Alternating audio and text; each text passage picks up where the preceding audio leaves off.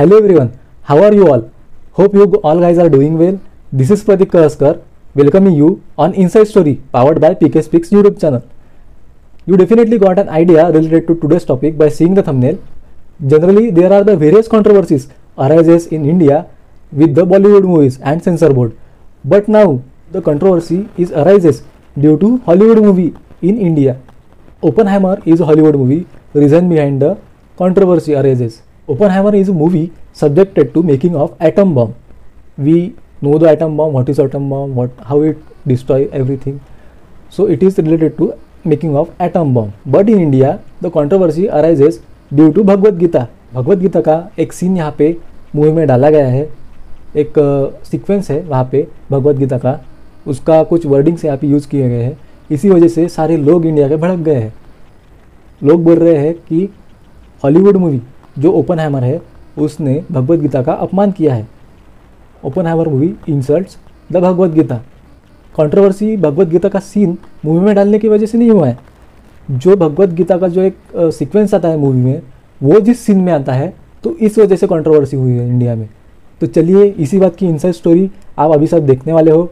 आपने अभी तक के चैनल को सब्सक्राइब नहीं किया होगा तो चैनल को जल्दी से जल्दी सब्सक्राइब कीजिए, क्योंकि ऐसे ही ट्रेंडिंग वीडियोज़ और ऐसे ही informative videos, case studies videos, inside story videos अपने चैनल पर आते रहने वाले हैं. तो चैनल को ज़रूर सब्सक्राइब कीजिए. So let's get started.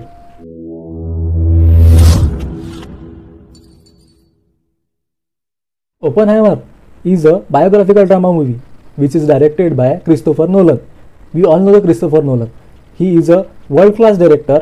He gives us a various hits films known as Interstellar, Dark Knight, Inception, like these world-class movies. Oppenheimer movie is a biography of American theoretical physicist J. Robert Oppenheimer. He known as the father of atom bomb. He discovers first time the atom bomb in the world. The testing of first atomic bomb in Mexico, which is led by J. Robert Oppenheimer. तो इस movie में भगवत गीता का एक scene बताया गया है जिसकी वजह से पूरे लोग भड़के हुए हैं. पहले लोगों को पता नहीं था इस सीन के बारे में, पर जैसे ही मूवी रिलीज़ हुई तो लोगों का देखने के बाद इस पर एक रिएक्शन आया कि जो भगवत गीता का अगेंस्ट था. तो लोगों ने सोशल मीडिया के ज़रिए, रोड प्रोटेस्ट के ज़रिए, लोग जो है इंडिया के यहाँ पे प्रोटेस्ट कर रहे हैं इस मूवी के अगेंस्ट. लोगों का ये भी बोलना है कि इस मूवी को बॉयकॉट कर दिया जाए या इंडिया में बैन कर दिया जाए. इस मूवी में एंटी हिंदू सेंटिमेंट्स दिखा के लोगों का, इंडिया के लोगों का, भगवत गीता का, हिंदू रिलीजन का यहाँ पे अपमान किया गया है, इंसल्ट की गई है, ऐसा लोगों का यहाँ पे बोलना है. To make the things clear in front of you, I have to present the background story of Oppenheimer. After that you will definitely got an idea, cleared view of this total Oppenheimer story. The story of the Oppenheimer related to World War II. World War II started at 1939. At the starting stage of World War II, America country was not a part of World War II. America का ये बोलना था कि मुझे World War II में कोई भी interest नहीं है.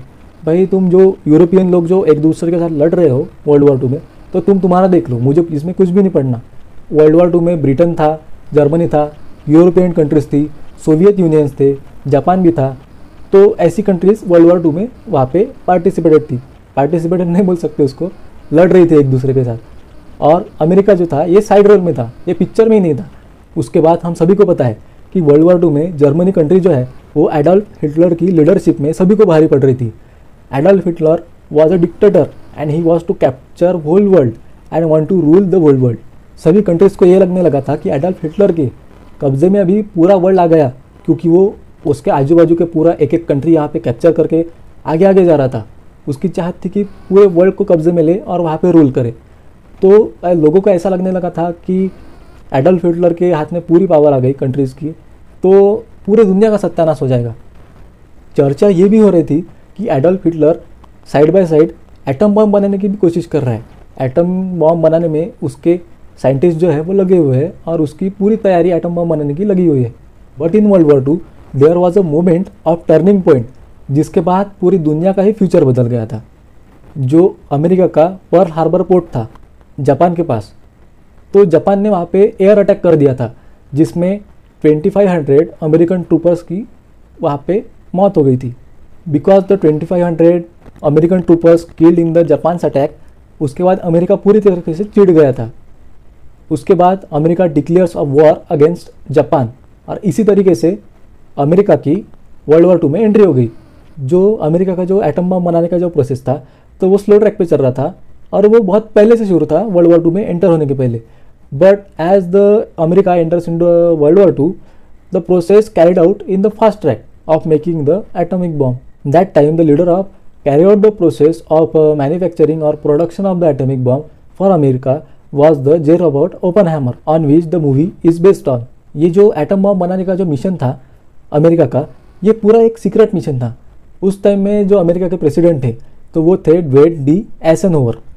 एसेनहोवर के साथ साथ ओपनहाइमर और कुछ सिलेक्टेड लोगों को ही इस एटॉमिक बॉम्ब के टेस्टिंग के बारे में पता था। जो मिशन था ये टोटली सीक्रेट रखा गया था।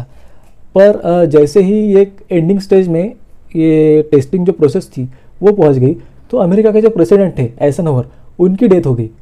तो अभी अमेरिका का ऐसा रूल है कि जब किसी भी प्रेसिडेंट की डेथ हो जाती है तो वहाँ का जो पूरा कारोबार है, जहाँ की पूरी जो लीडरशिप है वो आ जाती है वाइस प्रेसिडेंट के पास। So according to American political rules, उसके बाद जो प्रेसिडेंसी थी वो एस ट्रूमन जो थे वहाँ के वाइस प्रेसिडेंट, उनके पास ट्रांसफ़र हो गई। जब एस ट्रूमन को इस पूरे मिशन के बारे में पता चला, जो वहाँ पे जो प्लानिंग प्लॉटिंग चल रही थी एटम बम बनाने की, इसके बारे में पता चला, तो एस ट्रूमन कुछ शॉक में चले गए कि कैसा क्या भाई इतना बड़ा प्लान चल रहा है कि अपने को पता नहीं। पर उसके बाद भी एस ट्रूमन ने इस पूरे मिशन को सपोर्ट किया और इसको भी उन्होंने सीक्रेटली लिखा। उसके बाद ओपनहाइमर की लीडरशिप में मेक्सिको में अमेरिका का वर्ल्ड का पहली बार एटॉमिक बम का टेस्टिंग हुआ। तो ऐसा ही एटॉमिक बम का पहला टेस्टिंग हुआ था अमेरिका की तरफ से, जिसका लीडरशिप किया था जे रॉबर्ट ओपनहाइमर ने। तो इसी पे पूरी मूवीज बेस्ड है। Oppenheimer was a man behind the atomic bomb testing, but he knows the Indian language Sanskrit very much. He is influenced by Bhagavad Gita and he understands Sanskrit very well. तो अपन सभी लोग यहाँ पे देख सकते हैं कि जो हिंदू रिलीजन का जो धर्म ग्रंथ है भगवद गीता, तो इसका इन्फ्लुएंस एटॉमिक बॉम्ब बनाने जो जा रहे हैं ओपनहाइमर, उन्होंने अपने पूरे लाइफ में यहाँ से उपदेश लिया था भगवद गीता से। तो अपन सभी लोग यहाँ पे देख सकते हैं कि भगवद गीता की पावर कितनी है। जो हमारा हिंदू रिलीजन का धर्म ग्रंथ है, इससे इन्फ्लुएंस होके एक फॉरेनर ने वहाँ पे एटम बम बना लिया और अपने को यहाँ पे हमारे जो धर्म ग्रंथ है उसकी कदर नहीं रहती। ज़्यादातर इंडियन लोग वेस्टर्नाइज होने के पीछे लगे हैं। वेस्टर्न कंट्री का जो कल्चर है वो इंडियंस को ज़्यादा पसंद आने लगा है। पर उस टाइम में भगवद गीता से इन्फ्लुएंस होके एक आदमी ने एटम बम बना लिया। तो ये अपने को इस मूवी में एक देखने वाली बात है।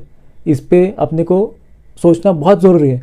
जब एटम बम का वहाँ पे टेस्टिंग हुआ था मेक्सिको में, जो कि ओपनहाइमर की लीडरशिप में हुआ था, तो ओपनहाइमर ने अपने एक इंटरव्यू में बताया कि जब वो उसका दृश्य देख रहे थे एटम बम की टेस्टिंग का, जब एटम बम वहाँ पे फूटा तो उनको एक भगवद गीता की लाइन याद आ गई। जो भगवद गीता का श्लोक उनको याद आ गया था, उनका इंग्लिश में मीनिंग होता है कि now I am become the death the destroyer of the world and that time he created a death because he made a atom bomb. वो उनका एटम बम बनाने में एक पर्सपेक्टिव ऐसा भी था कि वो नहीं बनाते तो हिटलर बना लेता और वो उससे भी हानिकारक रहता पूरे वर्ल्ड के लिए। तो इसलिए उन्होंने जो बनाया तो वो एक अच्छी बात थी उनके लिए। In the Oppenheimer movie the role of J Robert Oppenheimer played by the actor Cillian Murphy and in his personal life Oppenheimer was in relationship with Jean Tatlock, the role played by actress Florence Pugh. In the one scene of movie the Oppenheimer and Jean Tatlock are making out and getting intimate with each other in the movie. So that time the girlfriend of Oppenheimer, Jean Tatlock, told him to read those Bhagavad Gita quotes at that time, जो कि मैंने आपको पहले बोला था कि now I am the death, I am the destroyer of the world। तो वो जो जीन टैटलॉक है वो ओपनहाइमर को उस टाइम पे बोलने को बोलती है, जो कि मूवी में बताया गया है। तो इसी वजह से पूरा वाद विवाद यहाँ पे इंडिया में शुरू हो गया है। इस सीन की वजह से पूरे हिंदू लोगों के सेंटीमेंट्स यहाँ पे हर्ट हो गए हैं और इसी वजह से बहुत से लोग यहाँ पे प्रोटेस्ट कर रहे हैं। तो इसके बाद ऐसा भी बोला जा रहा है यहाँ पे कि कोई भी मूवी इंडिया में रिलीज़ होती है तो वो पहले सेंसर बोर्ड के पास जाती है। जब भी ओपनहाइमर मूवी इंडिया में आई रिलीज़ होने के लिए तो ये भी सेंसर बोर्ड के पास गई। तो सेंसर बोर्ड ने यहाँ पे कुछ भी ध्यान नहीं दिया क्या। कुछ दिन पहले जो एक राम के जो हमारे प्रभु श्री राम है उन पे एक मूवी आई थी आदि पुरुष, जिसमें पूरा मजाक यहाँ पे उड़ाया गया था प्रभु श्री राम जी का पूरा कुछ भी VFX डाल दिए थे, कुछ भी कैसे भी यहाँ पे कार्टून जैसी मूवी बना के लोगों के सामने रख दी थी। तो उसमें भी यहाँ पे सेंसर बोर्ड ने कुछ नहीं किया। यहाँ पे जो हिंदूज के सेंटिमेंट्स हैं तो उसको हर्ट करने की यहाँ पे कुछ साजिश तो नहीं है। तो ऐसा यहाँ पे लोगों का बोलना है। Why the censor board didn't check this movies like that, like Adipurush and Oppenheimer? How can they allowed to play such kind of things in India by a censor board? Bhagavad Gita is an inspiration for whole world, Indians also and for foreigners also. भगवत गीता का यहाँ पे बहुत बड़ा महत्व है पूरे world में। इसका यहाँ पे मजाक उड़ाया जा रहा है, ऐसा लोगों का कहना है। उसके बाद जो कुछ प्रोटेस्ट करने वाले जो संस्थाएं थी, कुछ ऑर्गेनाइजेशंस थे, तो उन्होंने क्रिस्टोफर नोलन जो है इस मूवी के डायरेक्टर, उनको एक लेटर भेज के ऐसा भी रिक्वेस्ट की थी कि आपके बारे में हमारे मन में बहुत इज्जत है, आपने बहुत अच्छी अच्छी मूवीज़ दी है, पर अगर आपने इस मूवी का जो सीन है जिसकी वजह से पूरा वाद विवाद शुरू हो गया है, तो उस मूवी के जो सीन को उतना कट करके फिर से आपने यहाँ पे मूवीज़ को चलाया, तो हमारा इसमें कोई भी आपत्ति नहीं है पूरे इंडियंस की। उस संस्था का ये भी कहना था जिन्होंने क्रिस्टोफर नोलन को लेटर भेजा रिक्वेस्ट करने के लिए, ये सीन निकालने के लिए, कि अगर आपने ये सीन निकाल दिया इस मूवी का तो जो इंडिया के सारे लोग हैं उनका आप दिल जीत लोगे, ऐसा भी उनका बोलना था। तो एक ऐसी रिक्वेस्ट भी क्रिस्टोफर नोलन को की गई है जो कि डायरेक्टर है इस मूवी के, कि इस मूवी के सीन को निकाल के आप यहाँ पे उस मूवी को फिर से चलाइए इंडिया में, तो फिर हमारी कोई भी आपत्ति नहीं है। पर ये पूरा वाद विवाद चलने के बाद भी इंडिया में ओपनहाइमर मूवी पूरी हाउसफुल है। इस मूवी को लेके एक और बात बताई जा रही है कि अमेरिका में जहाँ की ये मूवी बेस्ट है वहाँ पे R रेटिंग दी गई है इस मूवी को, जिसको बोलते हैं वहाँ पे रेस्ट्रिक्टेड, जो कि 17 ईयर्स के जो बच्चे हैं वहाँ तक के लिए ये मूवी रेस्ट्रिक्टेड है। पर इंडिया में जो है इसको US सर्टिफिकेशन दिया गया है सेंसर बोर्ड की तरफ से, मतलब 12 ईयर तक के जो बच्चे हैं वो अपने पेरेंट्स के साथ ये मूवी देख सकते हैं और उसके आगे के जो है वो अकेले भी देख सकते हैं। तो उसको बोलते हैं US सर्टिफिकेट, जो कि इस मूवी को इंडिया में दिया गया है। तो ऐसा डिफरेंस कैसा क्या कि जहाँ पे ये मूवी बेस्ट है वहाँ पे रेस्ट्रिक्टेड है और इंडिया में US सर्टिफिकेशन यहाँ पे दिया गया है। तो इस वजह से भी इंडिया में बहुत से एलिगेशंस सेंसर बोर्ड पे लग रहे हैं। Hope you definitely got very much idea, very much information related to controversy arises due to this Oppenheimer movie. तो आपके इस मूवी के बारे में क्या व्यूज़ है, आपके क्या पॉइंट्स है, तो आप भी मुझे इस वीडियो के नीचे कमेंट के जरिए आप मुझे डेफिनेटली बता सकते हैं। और आपके कुछ सजेशंस होंगे इस वीडियो के बारे में या आने वाली वीडियोस के बारे में, कुछ इंप्रूवमेंट आपको चाहिए होंगी मेरी तरफ से, तो आप वो भी मुझे कमेंट करके बताइए। तो आज के वीडियो में इतना ही। अगर आप चैनल पर नए होंगे तो चैनल को ज़रूर सब्सक्राइब कीजिए, लाइक कीजिए, वीडियोज़ को शेयर कीजिए। ऐसे ही trending videos, inside story videos, educational videos देखने के लिए PK Speaks यूट्यूब चैनल पे बने रहिए। So thanks a lot.